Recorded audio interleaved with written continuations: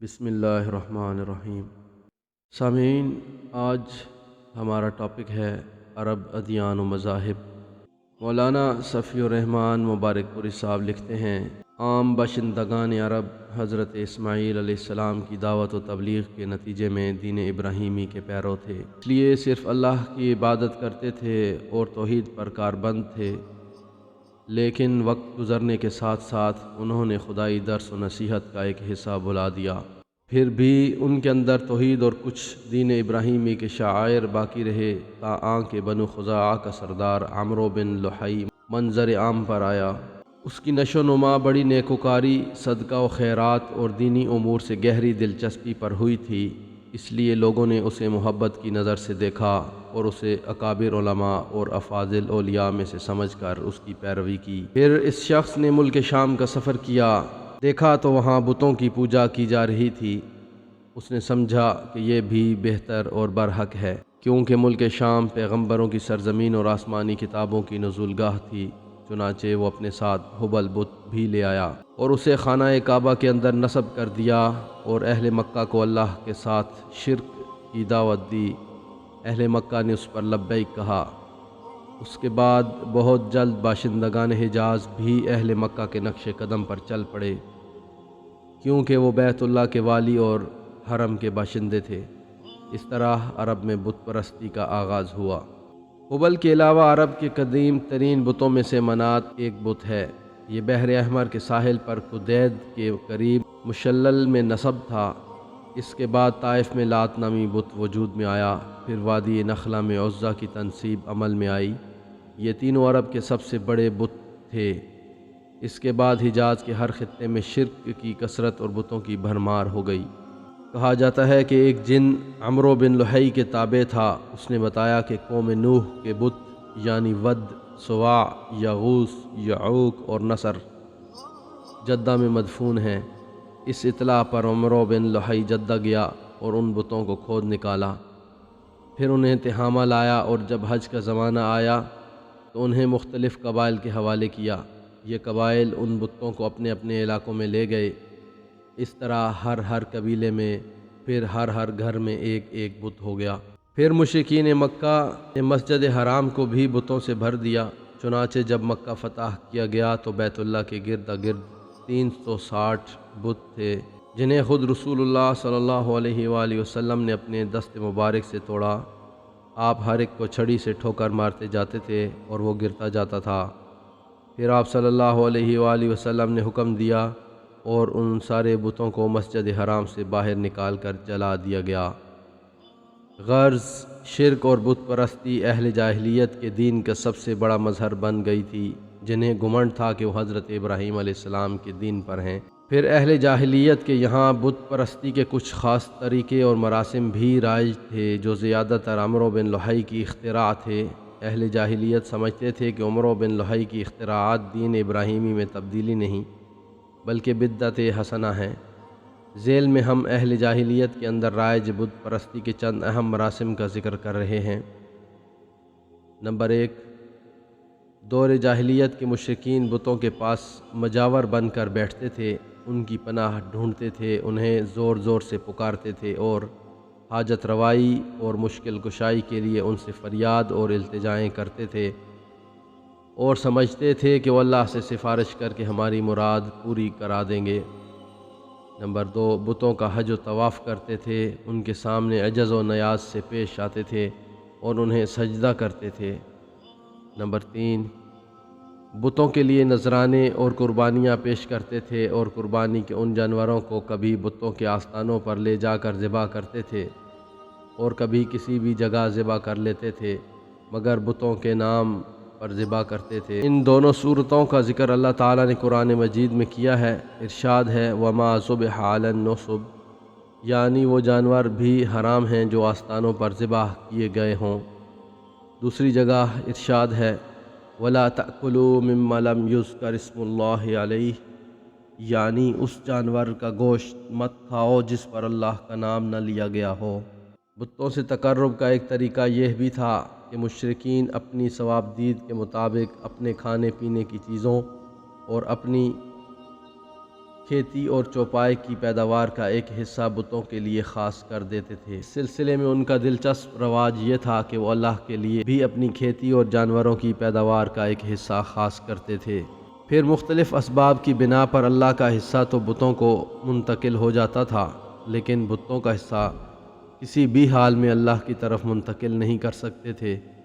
اللہ تعالیٰ کا ارشاد پاک ہے، جس کا ترجمہ ہے آیت کا: اللہ نے جو کھیتی اور چوپائے پیدا کیے ہیں اس کا ایک حصہ انہوں نے اللہ کے لیے مقرر کیا اور کہا یہ اللہ کے لیے ہے، ان کے خیال میں، اور یہ ہمارے شرکاء کے لیے ہے۔ تو جو ان کے شرکاء کے لیے ہوتا وہ تو اللہ تک نہیں پہنچتا، مگر جو اللہ کے لیے ہوتا وہ ان کے شرکاء تک پہنچ جاتا ہے۔ کتنا برا ہے وہ فیصلہ جو یہ لوگ کرتے ہیں۔ نمبر 5، بتوں کے تقرب کا ایک اور طریقہ یہ بھی تھا کہ وہ مشرکین کھیتی اور چوپائے کے اندر مختلف قسم کی نظریں مانتے تھے۔ اللہ تعالیٰ کا ارشاد ہے، آیت مبارکہ کا ترجمہ پیش خدمت ہے۔ ان مشرکین نے کہا کہ یہ چوپائے اور کھیتیاں ممنوع ہیں، انہیں وہی کھا سکتا ہے جسے ہم چاہیں۔ ان کے خیال میں، اور یہ وہ چوپائے ہیں جن کی پیٹھ حرام کی گئی ہے، نہ ان پر سواری کی جا سکتی ہے، نہ سامان لادا جا سکتا ہے، اور کچھ چوپائے ایسے ہیں جن پر یہ لوگ اللہ پر افتراء کرتے ہوئے اللہ کا نام نہیں لیتے۔ نمبر 6، انہی جانوروں میں بحیرہ، صائبہ، وسیلہ اور حامی تھے۔ ابن اسحاق کہتے ہیں کہ بحیرہ صائبہ کی بچی کو کہا جاتا ہے، اور صائبہ اس اونٹنی کو کہا جاتا ہے جس سے 10 بار پے در پے مادہ بچے پیدا ہوں، درمیان میں کوئی نر پیدا نہ ہو۔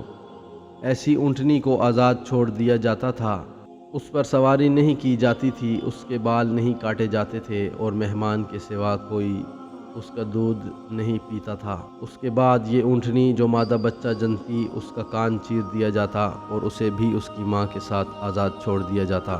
اس پر سواری نہ کی جاتی، اس کا بال نہ کاٹا جاتا، اور مہمان کے سوا کوئی اس کا دودھ نہ پیتا۔ یہی بحیرہ ہے اور اس کی ماں صائبہ ہے۔ وسیلہ اس بکری کو کہا جاتا تھا جو 5 دفعہ پے در پے 2 مادہ بچے جنتی، یعنی 5 بار میں 10 مادہ بچے پیدا ہوتے، درمیان میں کوئی نر نہ پیدا ہوتا۔ اس بکری کو اس لیے وسیلہ کہا جاتا تھا کہ وہ سارے مادہ بچوں کو ایک دوسرے سے جوڑ دیتی تھی۔ اس کے بعد اس بکری سے جو بچے پیدا ہوتے انہیں صرف مرد کھا سکتے تھے، عورتیں نہیں کھا سکتی تھیں۔ البتہ اگر کوئی بچہ مردہ پیدا ہوتا تو اس کو مرد عورت سبھی کھا سکتے تھے۔ حامی اس نر اونٹ کو کہتے ہیں جس کی جفتی سے پے در پے 10 مادہ بچے پیدا ہوتے، درمیان میں کوئی نر نہ پیدا ہوتا۔ ایسے اونٹ کی پیٹھ محفوظ کر دی جاتی تھی، نہ اس پر سواری کی جاتی تھی، نہ اس کا بال کاٹا جاتا تھا، بلکہ اسے اونٹوں کے ریوڑ میں جفتی کے لیے آزاد چھوڑ دیا جاتا تھا، اور اس کے سوا اس سے کوئی دوسرا فائدہ نہ اٹھایا جاتا تھا۔ دور جاہلیت کی بت پرستی کے ان طریقوں کی تردید کرتے ہوئے اللہ تعالیٰ نے فرمایا: ما جعل اللہ من بحیرۃ ولا سائبۃ ولا وصیلۃ ولا حام ولکن الذین کفروا یفترون علی اللہ الکذب واکثرهم لا یعقلون۔ اللہ نے نہ کوئی بحیرہ، نہ کوئی صائبہ، نہ کوئی وسیلہ اور نہ کوئی حامی بنایا ہے، لیکن جن لوگوں نے کفر کیا وہ اللہ پر جھوٹ گھڑتے ہیں اور ان میں سے اکثر عقل نہیں رکھتے۔ ایک اور دوسری جگہ ارشاد فرمایا: وَقَالُوا مَا فِي بُطُونِ هَٰذِهِ الْأَنْعَامِ خَالِصَةٌ لِذُكُورِنَا وَمُحَرَّمٌ عَلَىٰ أَزْوَاجِنَا وَإِن يَكُن مَّيْتَةً فَهُمْ فِيهِ شُرَكَاءُ۔ ان مشرکین نے کہا کہ ان چوپایوں کے پیٹ میں جو کچھ ہے وہ خالص ہمارے مردوں کے لیے ہے اور ہماری عورتوں پر حرام ہے، البتہ اگر وہ مردہ ہو تو اس میں مرد عورت سب شریک ہیں۔ چوپایوں کی مذکورہ اقسام یعنی بحیرہ، صائبہ وغیرہ کے کچھ دوسرے مطالب بھی بیان کیے گئے ہیں جو ابن اسحاق کی مذکورہ تفسیر سے قدرے مختلف ہیں۔ حضرت سعید بن مسیب رحمہ اللہ کا بیان ہے کہ یہ جانور ان کے طاغوتوں کے لیے تھے، اور صحیح بخاری میں مرفوعاً مروی ہے کہ عمرو بن لحی پہلا شخص ہے جس نے بتوں کے نام پر جانور چھوڑے۔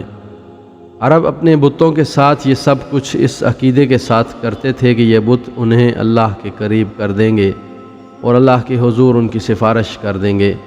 چنانچہ قرآن مجید میں بتایا گیا ہے کہ مشرکین کہتے تھے ما نعبدہم الا لیقربونا الی اللہ زلفیٰ، ہم ان کی عبادت محض اس لیے کر رہے ہیں کہ وہ ہمیں اللہ کے قریب کر دیں۔ وَيَعْبُدُونَ مِن دُونِ اللَّهِ مَا لَا يَضُرُّهُمْ وَلَا يَنفَعُهُمْ وَيَقُولُونَ هَؤُلَاءِ شُفَعَاؤُنَا عِندَ اللَّهِ، یہ مشرکین اللہ کے سوا ان کی عبادت کرتے ہیں جو انہیں نہ نفع پہنچا سکیں نہ نقصان، اور کہتے ہیں کہ یہ اللہ کے پاس ہمارے سفارشی ہیں۔ مشرکین عرب ازلام یعنی فال کے تیر بھی استعمال کرتے تھے۔ ازلام ظلم کی جمع ہے اور ظلم اس تیر کو کہتے ہیں جس میں پر نہ لگے ہوں۔ فال گیری کے لیے استعمال ہونے والے یہ تیر 3 قسم کے ہوتے تھے۔ ایک وہ جن پر صرف ہاں یا نہیں لکھا ہوتا تھا، اس قسم کے تیر سفر اور نکاح وغیرہ جیسے کاموں کے لیے استعمال کیے جاتے تھے۔ اگر فال میں ہاں نکلتا تو مطلوبہ کام کر ڈالا جاتا، اگر نہیں نکلتا تو سال بھر کے لیے ملتوی کر دیا جاتا اور آئندہ پھر فال نکالی جاتی۔ فال گیری کے تیروں کی دوسری قسم وہ تھی جن پر پانی اور دیت وغیرہ درج ہوتے تھے، اور تیسری قسم وہ تھی جن پر یہ درج ہوتا تھا کہ تم میں سے ہے یا تمہارے علاوہ سے ہے، یعنی ملحق ہے۔ ان تیروں کا مصرف یہ تھا کہ جب کسی کے نسب میں شبہ ہوتا تو اسے 100 اونٹوں سمیت حبل کے پاس لے جاتے، اونٹوں کو تیر والے محنت کے حوالے کرتے اور وہ تمام تیروں کو ایک ساتھ ملا کر گھماتا جھنجھوڑتا، پھر ایک تیر نکالتا۔ اب اگر یہ نکلتا کہ تم میں سے ہے تو وہ ان کے قبیلے کا ایک معزز فرد قرار پاتا، اگر یہ برآمد ہوتا کہ تمہارے غیر سے ہے تو حلیف قرار پاتا، اور اگر یہ نکلتا کہ ملحق ہے تو ان کے اندر اپنی حیثیت پر برقرار رہتا، نہ قبیلے کا فرد مانا جاتا نہ حلیف۔ اسی سے ملتا جلتا ایک رواج مشرکین میں جوا کھیلنے اور جوئے کے تیر استعمال کرنے کا تھا۔ اسی تیر کی نشاندہی پر وہ جوئے کا اونٹ ذبح کر کے اس کا گوشت بانٹتے تھے۔ مشرکین عرب کاہنوں، عرافوں اور نجومیوں کی خبروں پر بھی ایمان رکھتے تھے۔ کاہن اسے کہتے ہیں جو آنے والے واقعات کی پیشگوئی کرے اور راز ہائے سربستہ سے واقفیت کا دعوے دار ہو۔ بعض کاہنوں کا یہ بھی دعویٰ تھا کہ ایک جن ان کے تابع ہے جو انہیں خبریں پہنچاتا رہتا ہے، اور بعض کاہن کہتے تھے کہ انہیں ایسا فہم عطا کیا گیا ہے جس کے ذریعے وہ غیب کا پتہ لگا لیتے ہیں۔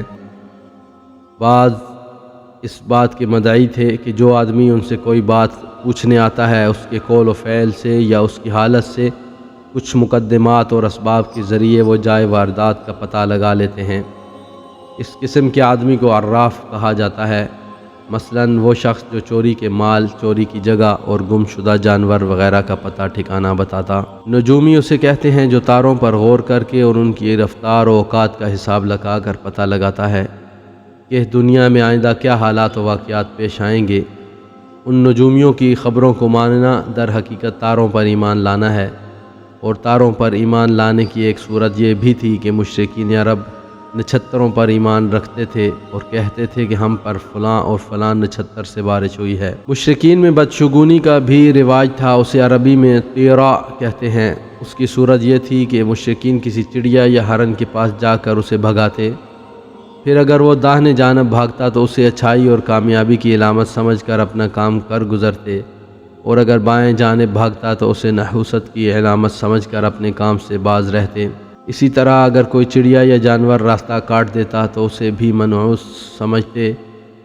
اسی سے ملتی جلتی ایک حرکت یہ بھی تھی کہ مشرکین خرگوش کے ٹخنے کی ہڈی لٹکاتے تھے، اور بعض دنوں، مہینوں، جانوروں، گھروں اور عورتوں کو منحوس سمجھتے تھے۔ بیماریوں کی چھوت کے قائل تھے اور روح کے الو بن جانے کا عقیدہ رکھتے تھے، یعنی ان کا عقیدہ تھا کہ جب تک مقتول کا بدلہ نہ لیا جائے اس کو سکون نہیں ملتا، اور اس کی روح الو بن کر بیابانوں میں گردش کرتی رہتی ہے، اور پیاس پیاس یا مجھے پلاؤ کی صدا لگاتی رہتی ہے۔ جب اس کا بدلہ لے لیا جاتا ہے تو اسے راحت اور سکون مل جاتا ہے۔ دین ابراہیمی میں قریش کی بدعات۔ یہ تھے اہل جاہلیت کے عقائد و اعمال، یعنی جو اس سے پہلے بیان ہوئے ہیں۔ اس کے ساتھ ہی ان کے اندر دین ابراہیمی کے کچھ باقیات بھی تھے، یعنی انہوں نے یہ دین پورے طور پر نہیں چھوڑا تھا۔ چنانچہ وہ بیت اللہ کی تعظیم اور اس کا طواف کرتے تھے، حج و عمرہ کرتے تھے، عرفات و مزدلفہ میں ٹھہرتے تھے، اور ہدی کے جانوروں کی قربانی کرتے تھے۔ البتہ انہوں نے اس دین ابراہیمی میں بہت سی بدعتیں ایجاد کر کے شامل کر دی تھیں۔ مثلاً قریش کی ایک بدعت یہ تھی کہ وہ کہتے تھے ہم حضرت ابراہیم علیہ السلام کی اولاد ہیں، حرم کے پاسبان، بیت اللہ کے والی اور مکہ کے باشندے ہیں، کوئی شخص ہمارا ہم مرتبہ نہیں اور نہ کسی کے حقوق ہمارے حقوق کے مساوی ہیں، اور اسی بنا پر یہ اپنا نام حمص یعنی بہادر اور گرم جوش رکھتے تھے، لہذا ہمارے شایان شان نہیں کہ ہم حدود حرم سے باہر جائیں۔ چنانچہ حج کے دوران یہ لوگ عرفات نہیں جاتے تھے اور نہ وہاں سے افاضہ کرتے تھے، بلکہ مزدلفہ ہی میں ٹھہر کر وہیں سے افاضہ کر لیتے تھے۔ اللہ تعالیٰ نے اس بدعت کی اصطلاح کرتے ہوئے فرمایا ثم افیدوا من حیث افاض الناس، یعنی تم لوگ بھی وہیں سے افاضہ کرو جہاں سے سارے لوگ افاضہ کرتے ہیں۔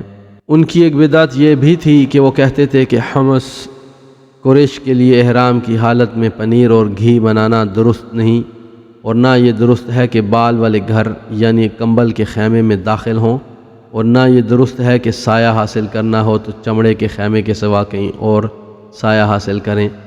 ان کی ایک بدعت یہ بھی تھی کہ وہ کہتے تھے کہ بیرون حرم کے باشندے حج یا عمرہ کرنے کے لیے آئیں اور بیرون حرم سے کھانے کی کوئی چیز لے کر آئیں تو اسے ان کے لیے کھانا درست نہیں۔ ایک بدعت یہ بھی تھی کہ انہوں نے بیرون حرم کے باشندوں کو حکم دے رکھا تھا کہ وہ حرم میں آنے کے بعد پہلا طواف حمص سے حاصل کیے ہوئے کپڑوں ہی میں کریں، چنانچہ اگر ان کا کپڑا دستیاب نہ ہوتا تو مرد ننگے طواف کرتے اور عورتیں اپنے سارے کپڑے اتار کر صرف ایک چھوٹا سا کھلا ہوا کرتا پہن لیتیں اور اسی میں طواف کرتیں اور دوران طواف یہ شعر پڑھتی جاتیں الیوم یبدو بعدہ او کلہ وما بدأ منہ فلا احلہ، آج کچھ یا کل شرمگاہ کھل جائے گی لیکن جو کھل جائے میں اسے دیکھنا حلال نہیں قرار دیتی۔ اللہ تعالیٰ نے اس خرافات کے خاتمے کے لیے فرمایا یا بنی آدم خذوا زینتکم عند کل مسجد، اے آدم کے بیٹو ہر مسجد کے پاس اپنی زینت اختیار کر لیا کرو۔ بہرحال اگر کوئی عورت یا مرد برتر اور معزز بن کر بیرون حرم سے لائے ہوئے اپنے ہی کپڑوں میں طواف کر لیتا تو طواف کے بعد ان کپڑوں کو پھینک دیتا، ان سے نہ خود فائدہ اٹھاتا نہ کوئی اور۔ قریش کی ایک بدعت یہ بھی تھی کہ وہ حالت احرام میں گھر کے اندر دروازے سے داخل نہ ہوتے بلکہ گھر کے پچھواڑے ایک بڑا سا سوراخ بنا لیتے اور اسی سے آتے جاتے تھے اور اپنے اس اجڑے پن کو نیکی سمجھتے تھے۔ قرآن کریم نے اس سے بھی منع فرمایا۔ یہی دین یعنی شرک و بت پرستی اور توہمات و خرافات پر مبنی عقیدہ و عمل والا دین عام اہل عرب کا دین تھا۔ اس کے علاوہ جزیرۃ العرب کے مختلف اطراف میں یہودیت، مسیحیت، مجوسیت اور صائبیت نے بھی در آنے کے مواقع پا لیے تھے، لہذا ان کا تاریخی خاکہ بھی مختصراً پیش کیا جا رہا ہے۔ جزیرۃ العرب میں یہود کے کم از کم 2 ادوار ہیں۔ پہلا دور اس وقت سے تعلق رکھتا ہے جب فلسطین میں بابل اور آشور کی حکومت کی فتوحات کے سبب یہودیوں کو ترک وطن کرنا پڑا۔ اس حکومت کی سخت گیری اور بخت نصر کے ہاتھوں یہودی بستیوں کی تباہی اور ویرانی، ان کے ہیکل کی بربادی اور ان کی اکثریت کی ملک بابل کو جلا وطنی کا نتیجہ یہ ہوا کہ یہود کی ایک جماعت فلسطین چھوڑ کر حجاز کے شمالی اطراف میں آ بسی۔ دوسرا دور اس وقت شروع ہوتا ہے جب ٹائٹس رومی کی زیر قیادت سن 70 عیسوی میں رومیوں نے فلسطین پر قبضہ کیا۔ اس موقع پر رومیوں کے ہاتھوں یہودیوں کی دار و گیر اور ان کے ہیکل کی بربادی کا نتیجہ یہ ہوا کہ متعدد یہودی قبیل حجاز بھاگ آئے اور یثرب، خیبر اور تیمہ میں آباد ہو کر یہاں اپنی باقاعدہ بستیاں بسا لیں اور قلعے اور گڑھیاں تعمیر کر لیں۔ ان تارکین وطن یہود کے ذریعہ عرب باشندوں میں کسی قدر یہودی مذہب کا بھی رواج ہوا اور اسے بھی ظہور اسلام سے پہلے اور اس کے ابتدائی دور کے سیاسی حوادث میں ایک قابل ذکر حیثیت حاصل ہو گئی۔